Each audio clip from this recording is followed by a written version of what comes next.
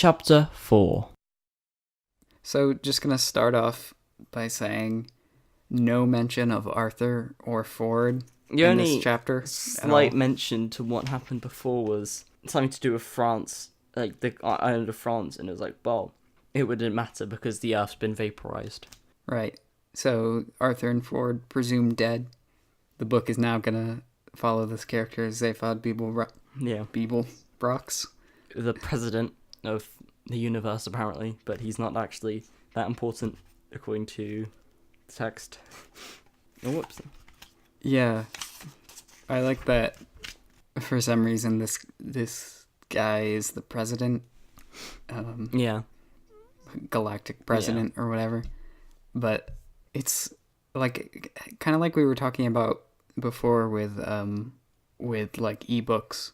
It's like weirdly predictive. Yeah.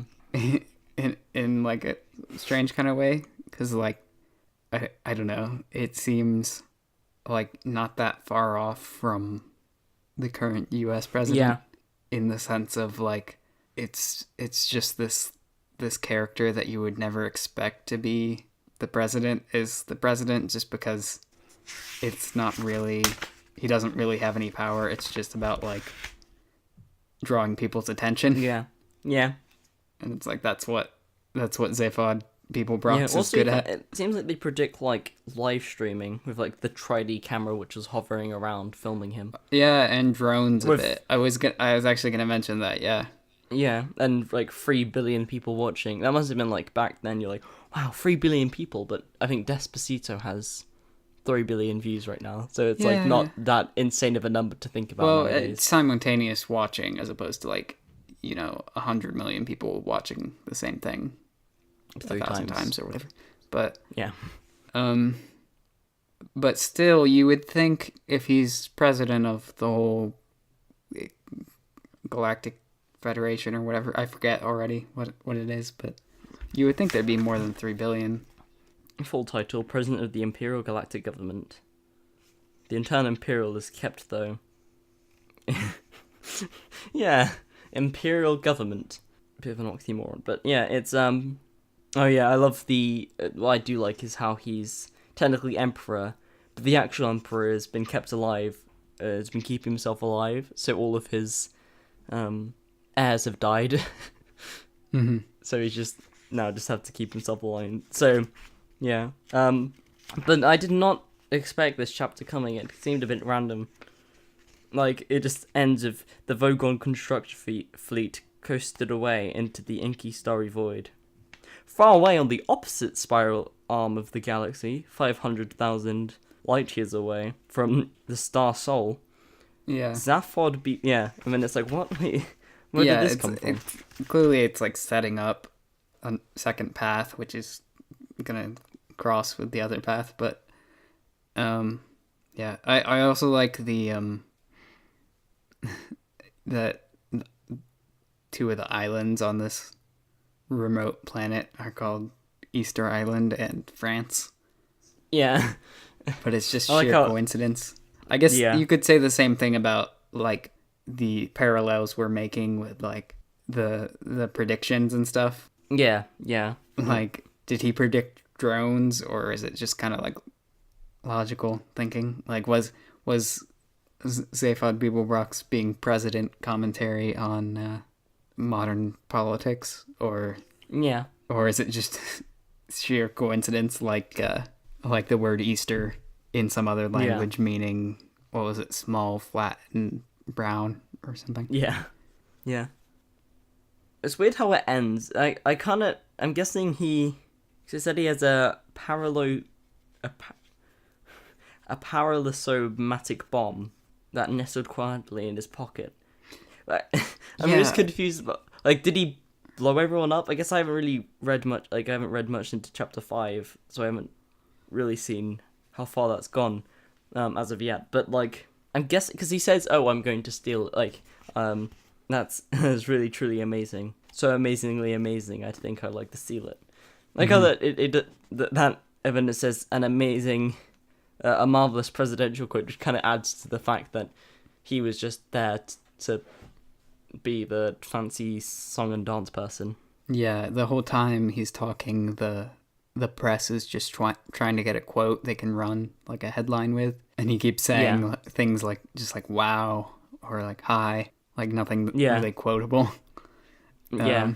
If any and then comes up and says right, he says that, and they don't take him seriously. Like they don't think he's actually gonna steal it. They just think it's like, oh, that's a good quote. He's being his usual like rambunctious presidential self. Yeah. Joking about stealing things. Yeah, and then actually, and it does appear that whatever a paralysomatic bomb is, he lets one off. I'm guessing it's like, wait, what? Doesn't it say they freeze? Suddenly a frozen beaming smile. I'm assuming they're like it paralyzed them or something temporarily. Yeah, because they were all just sitting there smiling. Yeah, it doesn't really go into too much trouble explaining it though. Yeah. Also, I like how they use the newsmen gleefully punch buttons on their sub-ether newsmatic, but that's just like a keyboard, because like you can gather that they're punching buttons to like save the quote, but then that is just the same as typing it up or recording it. But yeah, and also we can the heart of gold, as they're called. Yeah, that's like actually it doesn't actually specify what it does it? No. No, it just says the most brain-wrenching device ever, conceived. Yeah. And making the starship unique. But yeah, it's a weird chapter because it seems to add like a slightly lighter mood to the... it establishes a bit more of like the setting of like the galaxy, but it kind of comes out of nowhere and just ends abruptly. So I guess we'll have to wait and see. Let's see where it goes in chapter 5, because looking at like the first couple lines, it does feel like it's happening just after he's stolen the spaceship. That is an interesting thing with this that I don't think we really thought about as we were choosing this book, but the chapters are like relatively short. Yeah, because I mean, like the book's not that long, but it's got 35 chapters in it. Yeah. So it's like... Yeah, they're bite-sized, which is nice for, like, reading time, like, between each recording, but... If it's... 35, we'll be done with it by New Year's, actually. But it's a bit funny. Yeah, if we keep it this pace. Yeah, if we keep going an episode per month with 3 episodes. But yeah, it is surprising how short these chapters... Like, they're only, like... The shortest one has been like a page and a half, and then this has probably been one of the longest ones, being like 3 pages. Yeah, but I guess the result of having such short chapters and reading them individually, is that you just sometimes you get one where it's like, oh, this is like setting up some new characters, and I don't know how this connects yet, but I guess we'll figure it out in future. Yeah, it's a bit like episodes. Yeah, it's like watching a movie, but like you pause it every other like 10 minutes. Yeah, or just like you're in the scene selection and you just pick a random scene and just watch that scene. Yeah, it's just like, oh. Yeah, this chapter does feel a bit like out of nowhere, like because if this is a part that should have been like, it feels like this should have been right after the introduction of Arthur chapter. And then it went on about the world ending, and then it... So I'm assuming that these two paths have to meet at some point. Well, I figure they want to ease you into the, like, idea of space. Yeah. Along with and it kind of shows you... Like, it would be weird to be like, oh, this is your person you're relating to who doesn't know anything outside of Earth. And then, like, show you this galactic president, and then... go back and expect you to get back into the mindset of Arthur. Like I understand why you had to get all that out of the way first, but now we're like catching up. And... You can't tell where this like story is going. Like there's some kind of like intergalactic, I guess mutiny in a way, but it's the higher up. Well, he's not exactly a higher up, but yeah, no, you can kind of tell. I think probably I'm going to be completely wrong, and this is just some kind of weird thing to set up Zaphod and his personality and everything. but yeah, no. There's also a good chapter at setting up like how Douglas Adams can like set up a planet quite well, and describe where it is and everything, as if you're like, oh yeah, of course, the yeah, of course, like, what's the name of the planet he goes to?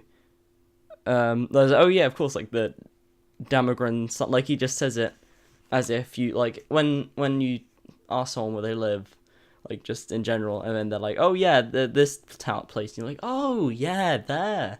Like, I have no idea where you live. Yeah. It's one of those.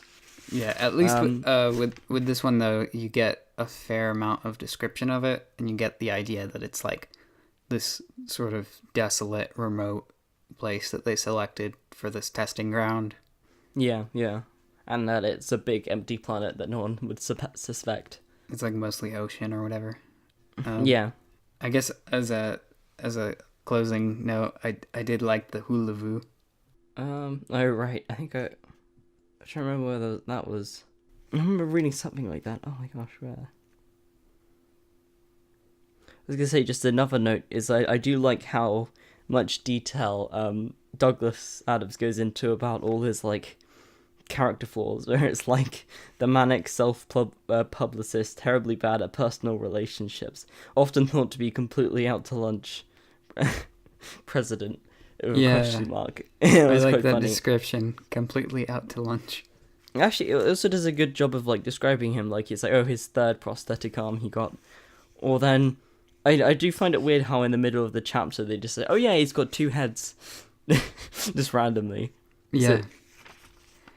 And it's like, oh, he always shows off the second of his, yeah.